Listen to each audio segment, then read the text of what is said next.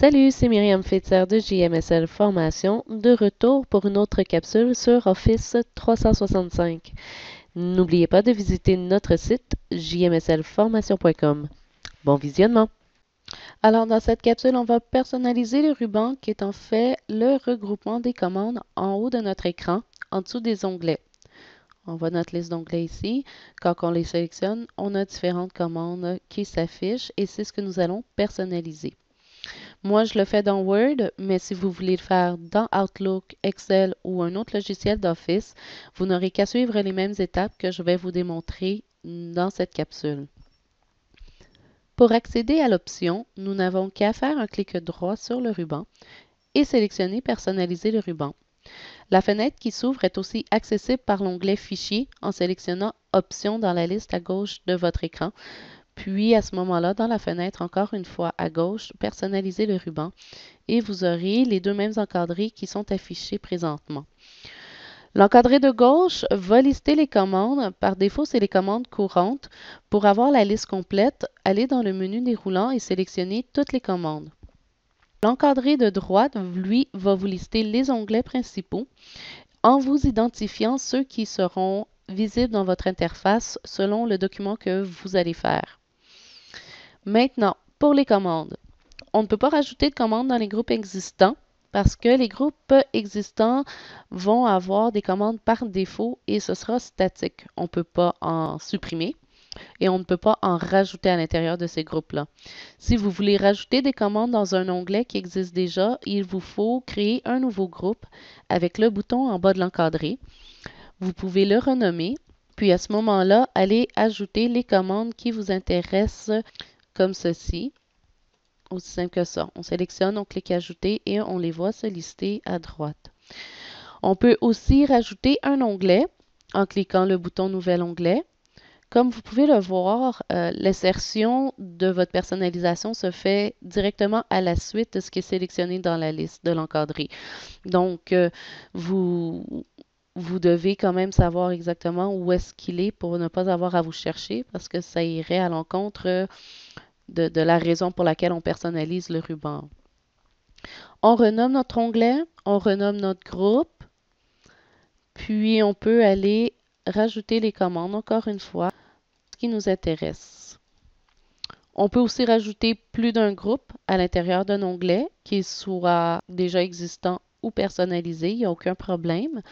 Puis comme vous pouvez le voir, c'est pas parce que je n'ai pas renommé mon groupe que je ne peux pas y rajouter des commandes. Si vous voulez supprimer quelque chose de votre personnalisation, vous pouvez le faire une commande à la fois.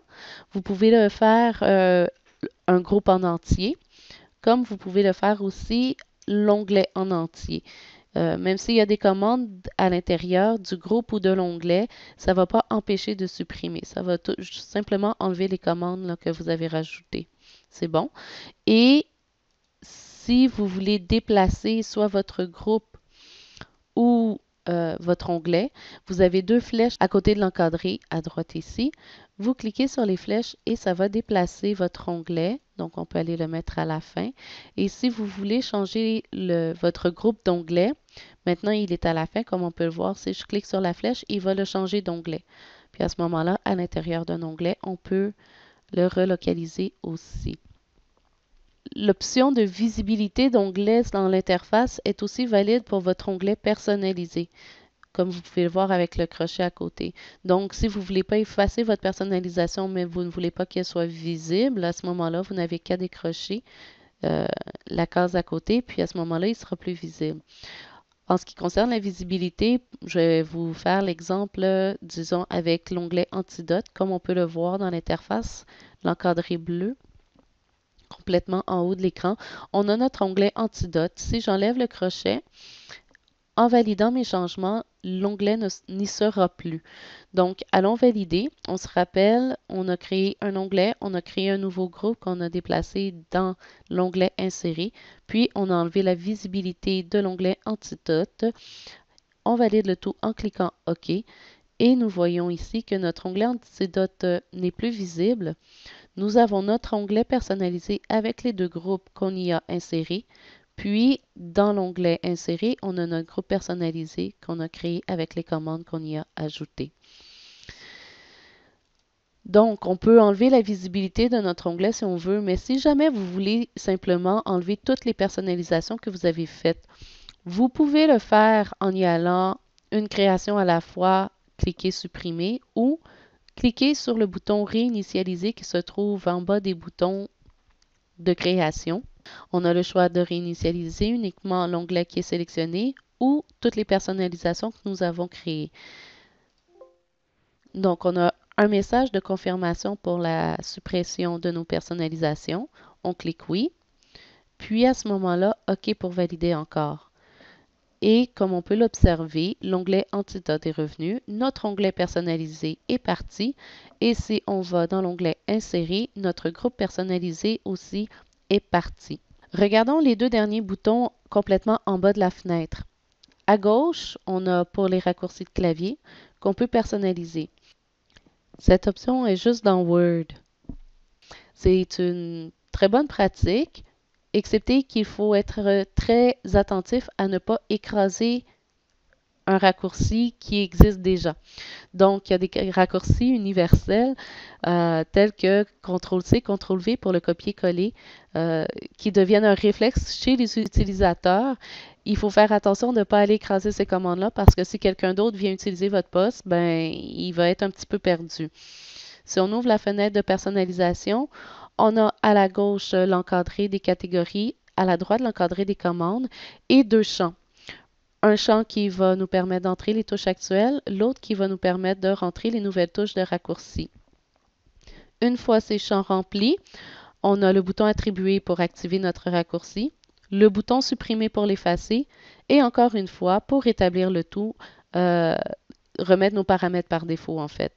Donc, si jamais vous avez fait l'erreur d'écraser une commande existante, en cliquant rétablir le tout, bien, ça va remettre la commande initiale avec la combinaison de raccourcis que vous aviez utilisée.